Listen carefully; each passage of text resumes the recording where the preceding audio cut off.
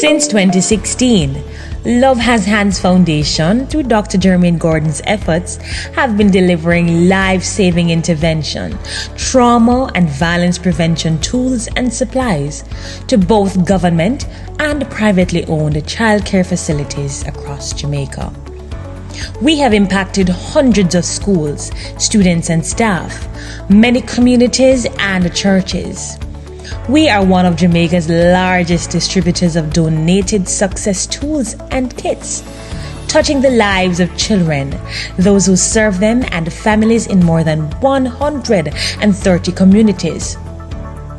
The initiative has seen a steady growth in impact and reach over the years. The program is fully positioned and poised to impact homes, schools, communities, churches, and the parents of these children. We hold bi-weekly sessions to empower our parents, regular sessions for teachers, youths, employees, and others. The violent crimes, greed, unforgiveness, gangs, and more are not going away if we do not take action now and do something about it. Violence is more than the slashing and the pulling of a trigger. It is in our conversations and how we relate to each other daily. So join our cause. Do something about crime, corruption, and violence.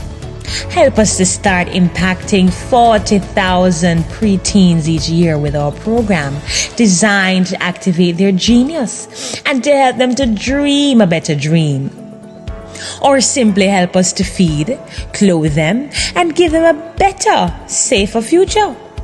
Sign up to become one of our monthly donors of $100 US, $50 US, or $25 US.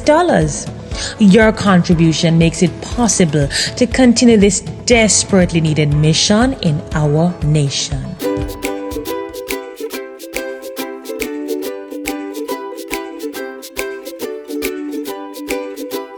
Welcome to the entire family. We are so happy you are here. There's still time for you to share and invite a friend, invite a family member to come and watch this premiere with you. Now, today we're going to be sharing with you a strategy that we have been using to transform the nation, the art of storytelling. Reflect for a moment on the stories you heard when you were growing up. Let me ask you, how did these stories shape your perspective on life? And so that is what we are about. We're not just telling stories, we're changing lives, we're impacting lives through these stories. We have a total of 53 comic stories that we have set out to write, addressing greed, anger, covetousness, unforgiveness, the fear of learning, the fear of asking questions, and so many other issues affecting Jamaica.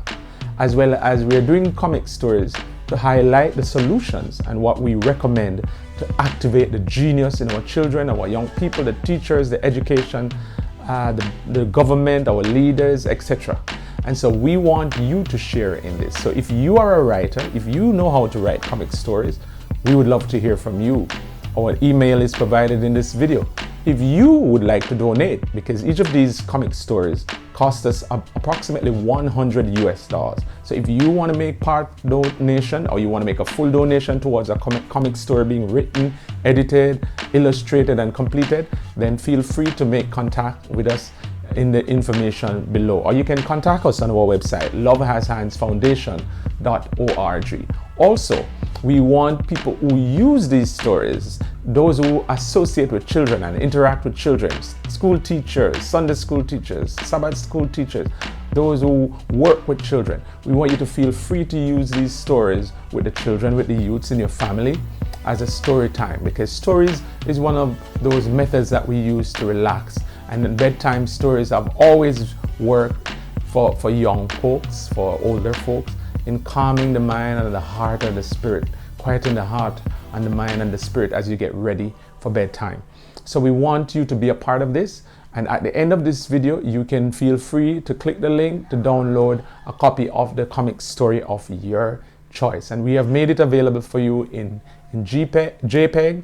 We've made it available for you in JPEG as well as PDF format.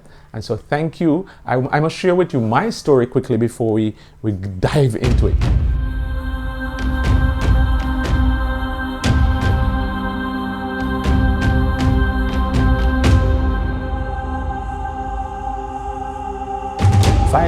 Approximately 5 years ago, I quit my professional job after the fatal stabbing of a 14-year-old boy on the bus over his cell phone, a JC student, a 14-year-old boy, and that story broke my heart. A story that he never lived to regret. And so I've since been working to prevent violence and trauma that impacts children and community using music, a combination of music, storytelling, journaling, art, science, and faith to tell this amazing story of how we need to activate our genius, how we need to get over the anger issues in our nation, how we need to get past the violent crimes and deal with each other at a better level, how we speak to each other, how we think towards each other, and see how much we can get a more righteous society. And so that is our aim. We are after righteousness. We are after activating the genius. We are after building the moral value and fiber of the nation. And so if you want to be a part of something like this, join us. Reach out to us. We want you to be a part of it. At the end of this story, feel free to comment. We want to hear from you what lessons, what principles, what values you got from this story. We would love to hear from you. Make sure you comment, like this video, and share it. That's all I ask. Make sure you comment, like this video, and share it. Now we're going to go into the story, The Duck and the Rooster, being read by one of our own. She's 11 years old, and we have placed her name in the credit. God bless you. Thank you for joining us this evening.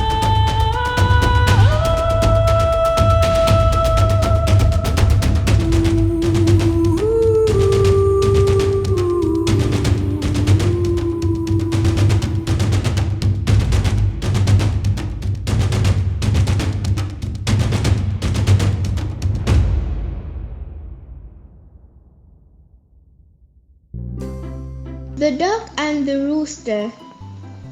Once upon a time, a duck was upset because she could not protect her own egg. She thought about asking for help. She needed someone who could protect and care for her child. I'm running out of time. I'll lose my egg if I delay this even further. But if I stay here to protect my egg, I'll die of sickness and my child will be alone. I know. I'll look for the rooster. Maybe he could help me take care of my egg. Hey Rooster, I need your help. I'm ill and I can't protect my egg. If you accept my egg and take it home, I'll pray for your family, said the duck. I understand your situation, but I need to ask permission from my family first, said the rooster. I don't have much time to wait until your family gives you permission. Please, it's my humble request.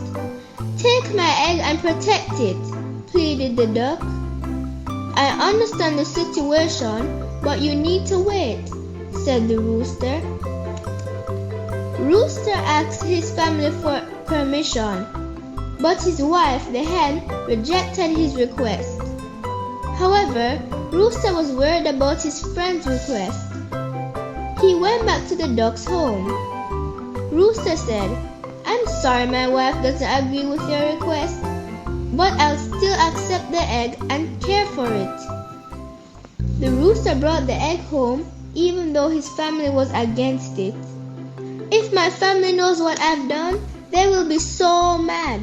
But I had no other option, said the rooster. In the end, the hen also learned about the duckling. She said, I can't believe you did it. I told you we can't accept the duck. Enraged, the hen tried to abandon the poor duckling. We'll move on somewhere else, somewhere where the duck couldn't reach. I don't have the time to take care for someone else's child, said the hen.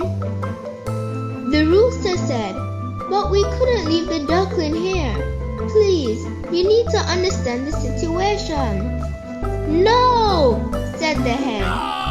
Unfortunately, the hen's child slipped and fell into the river. Thankfully, the duck managed to save the chick just in time. "See, the duck risked his life to save your child. You should treat others how you want to be treated if you needed help," said Rooster. "Please, forgive me. I didn't understand it before, but now I do. I'll take care of your child and treat it as my own," said the hen. The rooster said, "We are family now." Moral lesson: you never know when you'll need the help of others, so when it is in your power to help, you should.